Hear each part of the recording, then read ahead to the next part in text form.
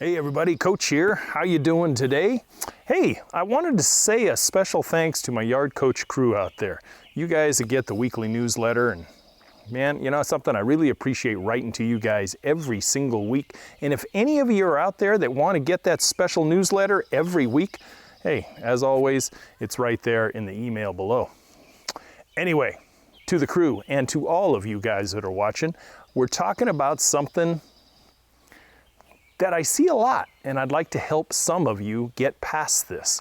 Have you ever come across a subject that you just can't get your head around no matter how hard you try? You know, I think we're all born with certain skills and talents, and we tend to discover those as we're growing up. You know, and I don't know what your guys's were, but for me, you know, it was always about science and athletics, biology especially, and arts. You know, I kind of like that, not arts in the way of painting, no, not that. It was more like mechanical drawing, that kind of stuff. That really interested me a lot. Anyway, what are your guys' strengths and weaknesses? That's what we're talking about when it comes to landscape and gardening today.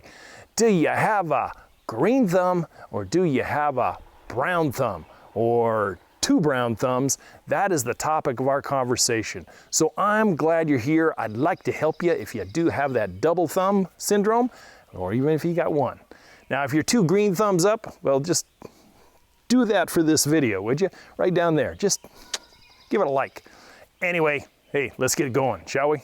Hey, I'm Matt, you can call me Coach. You know, every Friday I bring you landscape design concepts and theories, DIY landscape education in an easy to understand format so you guys can get professional results that you want to have, be a heck of a lot more self-reliant in this day and age, and save a whole lot of money in the process. You know, over 20 plus years, I've been doing the landscape design, landscape construction, retail nursery managing, and ornamental horticulture thing for a long time now, and I really believe that I bring a lot of education and experience that I want to give to you guys, the new, modern, self-reliant homeowner of today. So for me, I, in no way bragging in any way, shape, or form, I was really gifted when it came to two green thumbs, and it has always served me well over the years, but I will tell you, it wasn't always that way.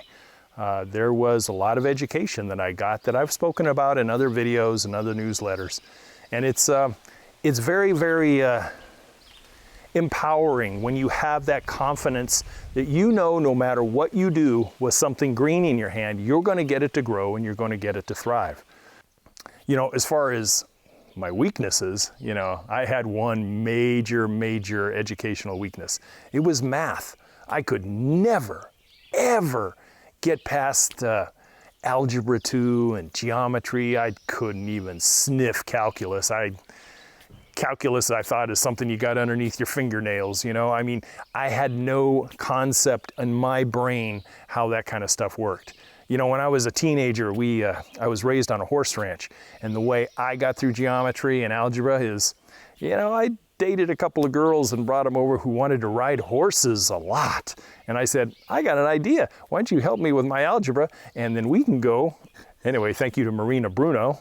Yeah, that was the name of the girl who got me through algebra. And well, when it comes to horticultural weaknesses, if this happens to be you guys, that's what we're really addressing today. Some ways and processes that might just strengthen up and bolster that confidence and skill set so that you can go out and you can tackle things a lot easier and have the confidence knowing full well you wake up on a Saturday morning and you need to do something, by God, you're going to know how to do it.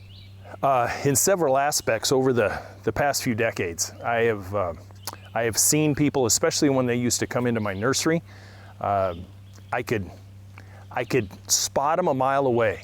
They're that deer in the headlights, looking at one plant and looking at another, and they just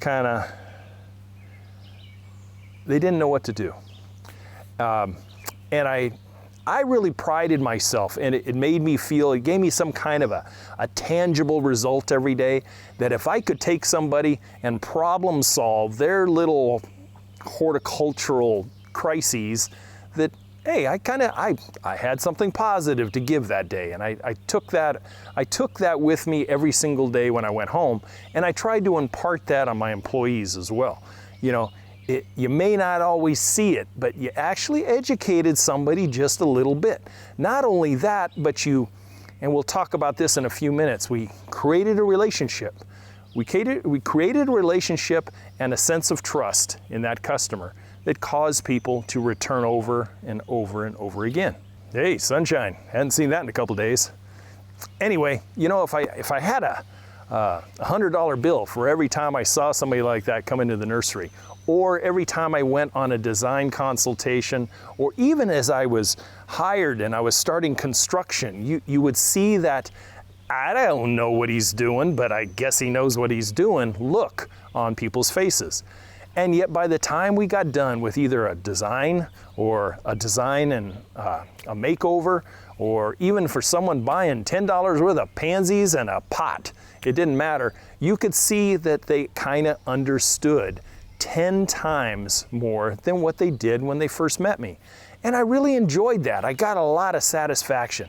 So I hope you get some of that from this video and some of the others. So for those of you guys that are brown thumbers, horticulturally challenged, whatever you want to say, garden handicapped, whatever colloquialism you want to wrap yourself in, I want to be able to point you in a couple of directions. The very first one is right here, and several other channels. We've got people that know quite a bit of stuff and are willing to share it with you, and it didn't cost you none of this, right? So reach out to the social media platforms, reach out to Reddit, YouTube, Facebook groups. They're out there, and even if you're kind of a troller, you know, you just read other people's posts and stuff, you'll pick up a heck of a lot. There's no doubt about it. The other place for you to go is to your local nursery. Not the box store, okay? And not the department in Walmart, nope. Good people, but they don't know as much as they should know for selling stuff. No, I'm talking about a good, reputable mom and pop professional nursery where you've got a staff that knows their stuff, knows designing, knows horticulture, knows herbicides and fertilizers and all the stuff that you're supposed to know in the green industry in order to sell it. You know, if you went by your favorite place and grabbed a cup of Joe or whatever and you headed over there, you got a project. And there's nothing more enlightening when you come across somebody that knows a little more than you do, okay? And that's what I want you to seek out.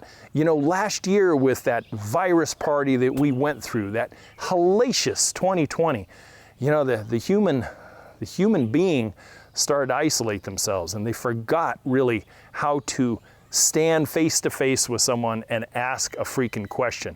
And that's what you really need to do in this. No one's going to do it for you, and you have that relationship that starts. You know, you go down and you talk to Jane, and Jane is a ornamental horticulture graduate. She helps and assists and manages the nursery. She knows her stuff. That's the person you want to get in your hip pocket.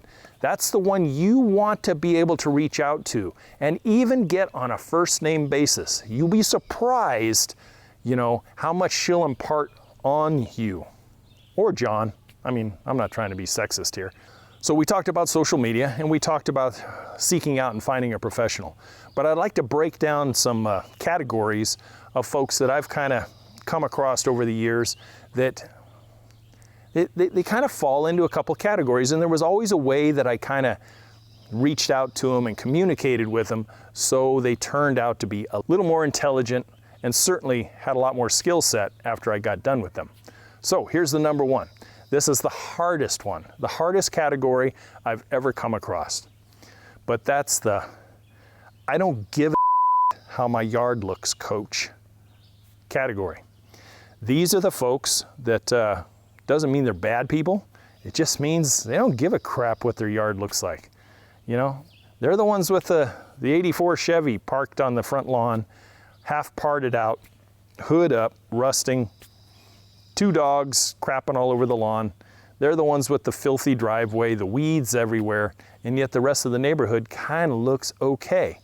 So I like to say it looks like that house. And there's hardly anything I could ever have done with people like that. They're probably not watching this video. They certainly weren't, but I used to find one or two of them who'd wander into my garden shows when I was doing advertising for the business. And you'd have her wanting to clean everything up and getting something done, and him, all he wanted was caramel popcorn. And you would sit there and talk, and you could tell that one half was always desperate to get something nice, and another person went, I'd rather watch the Steelers play in the Super Bowl. That's their priority. So how do you reach out and you get through to those people? Oftentimes it was very, very hard. So the second one I saw quite a bit. The second category is the blamer. The blamer is the individual or individuals that nothing they do seems to work, and they want to blame it on various aspects. Their soil, you can't grow anything in our soil. Our soil is crap. It's the water, it's the water. Or the real good one is, that brand of plant, that brand X, those plants are crap. Every time we've bought one of those brand X plants and tried to get it going, dies every time. Those things are crap. And they want to place the blame on the environment, on the neighborhood. I've even seen them blame it on the wind. There's all kinds of things. And those were the people who were kind of a challenge, but fun to educate. They were the ones that I could take and go, oh, it's the soil's problem. Okay, well, tell you what, why don't you come back and bring me a sample and let's take a look at it. And I should be able to correct it for you. And they look at me and go, yeah, sure, yeah, whatever, coach, okay, yeah, fine. And they bring it back and I said, okay, it looks like you got kind of a red clay situation. And I would take them out and I'd show them some soil amendments, I'd show them some organic amendments to correct pH and other stuff like that.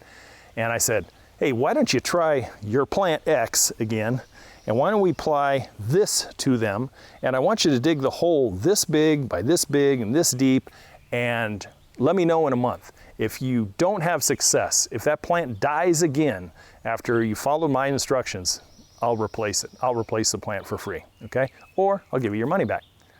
Never saw him again. So the blamers are easy to turn, easy to educate, and easy to show what to do and how to do it. Okay, 3 out of 4. The third category is the know-it-all. And guys, I'm talking to you because I saw it so much more in guys than I ever did in girls, ladies, women. The know-it-all was always the person that would come in, generally with a spouse or a girlfriend, or even by themselves. And they'd say, hey, I got this, and I know what I need to do. I just need to know what area do I need to go to and get it, and that kind of stuff. And I said, hey, okay, what kind of project you got going on? Oh, I'm putting in a vegetable garden for the old lady. Or I'm putting in the flower garden for the old lady. Okay, so sun, shade, oh yeah, it's full, wait, what? And you always found the know-it-alls were know-it-alls until you asked a specific question, and as soon as they opened their mouths, you would realize that they're not know-it-alls. And they were really easy, especially guys. They were so freaking, it'd be one of these things. Hey, listen, I'm gonna give you 10 minutes of education, and you're gonna be a landscape hero by the time you get done today. Are you interested? I could tell nobody? No, man, it's just you and me. I'll educate you in 10, 15 minutes the max. He goes, dude, okay, yeah, let's do it, thumbs up. And that would be it. I would take him down that path, and I would show him how to be a garden success. Landscape strong. Hey, the next time he came in with old Ma, yeah, I guarantee you, man, he's going, he was a landscape hero. And all it did was take a little bit of education, all it was.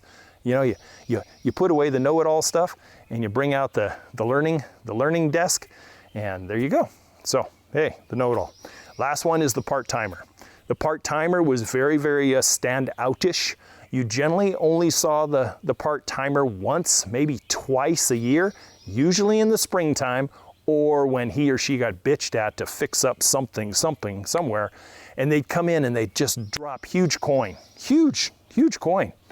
They'd either drop huge coin in my nursery, or if they hired me to do a landscape makeover, they'd drop big coin. But the thing about part-timers is they're only dialed in for just a weekend or a half a week at the most. If they hired me, they'd sit back and crack a beer and go, hey, boy, you look like you're working pretty hard there. Yeah. It's the best check I ever wrote.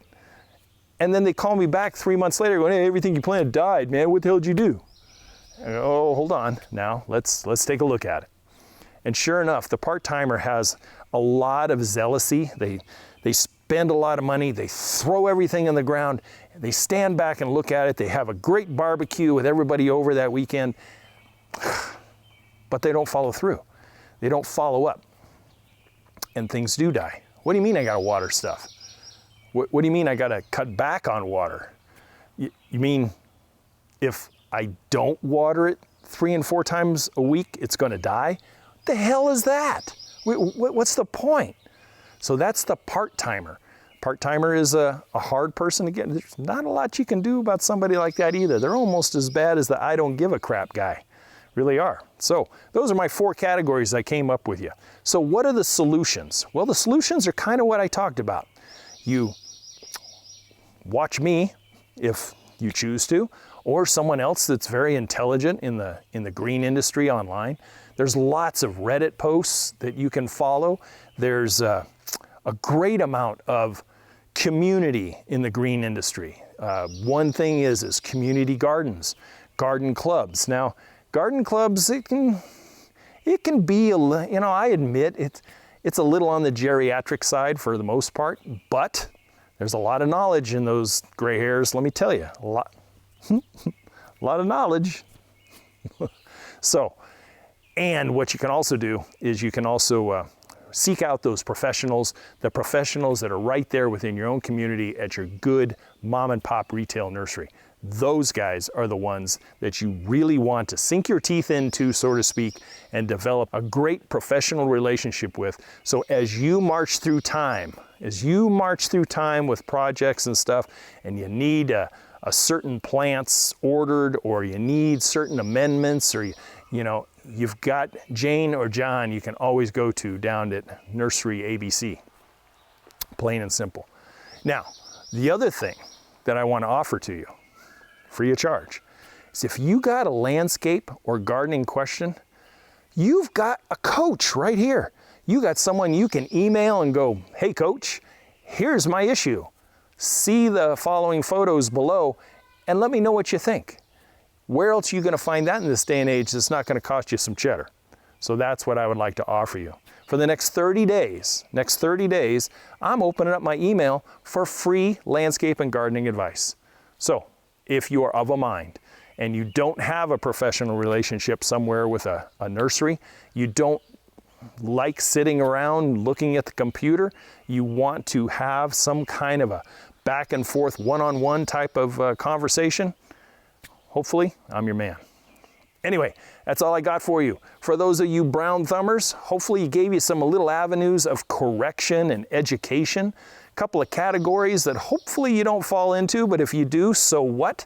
It's very easily corrected with just a little bit of perseverance, a little bit of education, and having a mentor in your corner. I was very fortunate when I was young. I had a great one, and I'll never forget him. He was a great, great man. So, until next week, I'm Coach. I hope you have all the landscape success that you want and need, and I'll catch you next Friday. You guys take care.